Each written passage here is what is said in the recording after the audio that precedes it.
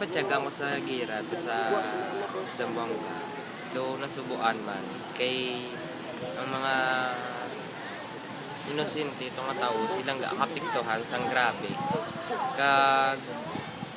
kita yung layo ta do hindi ta man do wala lang na sa iba pero sa ako may ako dito nabatyagan nga grab hindi magiging ano lang kay gakapiktuhan tapos may mga kabataan pa to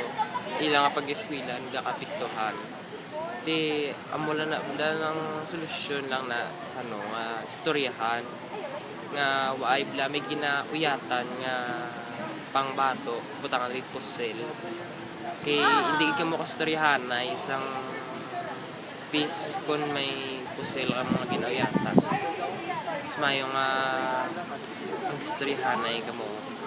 wala la mga para maginamo daw.